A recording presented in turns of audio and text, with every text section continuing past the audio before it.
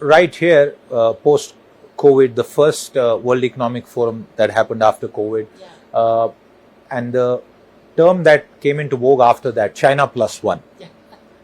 And now we are seeing what change is being driven by United States policy. Mm-hmm. Two questions to it.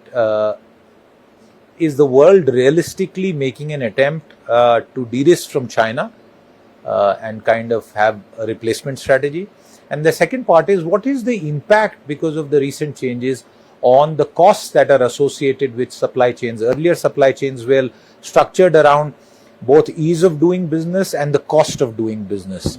What has happened as a consequence of the current situation? Yeah, I mean, I think it was ease of doing business, cost, and then I think it's the reliability. It's the, when you put a factory somewhere, it's a multi-million, often billion-dollar investment. Your return on investment is going to come 10, 20, 30 years later. So you need to have confidence that you're going to be able to have access and ship and that confidence is equally, in the reliability of that is equally as important nowadays. I also think there's the reality of most decisions are also made on local consumption. Can you manufacture, because it's a lot less expensive to produce something and then only ship it within a country than it is to put it on a freight and send it back out. So I think that capacity planning component of it is a critical ingredient. But I also think that perhaps we need to ask the question a little bit differently. Yeah. And I think that is, where is manufacturing going? We have lots of industries, right? Let's take semiconductors, for example. A lot of that's done with a few really amazing, semiconductor manufacturers on behalf of people who do the design work. You're going to start to see that as well. So I think that is an emerging opportunity for a lot of markets, including India. So, I think often we look at the way things were done in the past and then we try to replicate them. But you're now starting to see the emergence of production for one.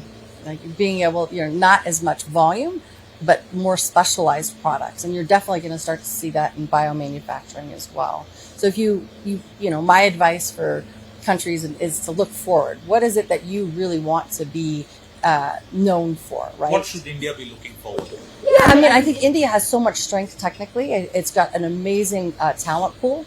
I think, very, very high quality engineers. I mean, obviously India produces, I think, equal amount as other countries.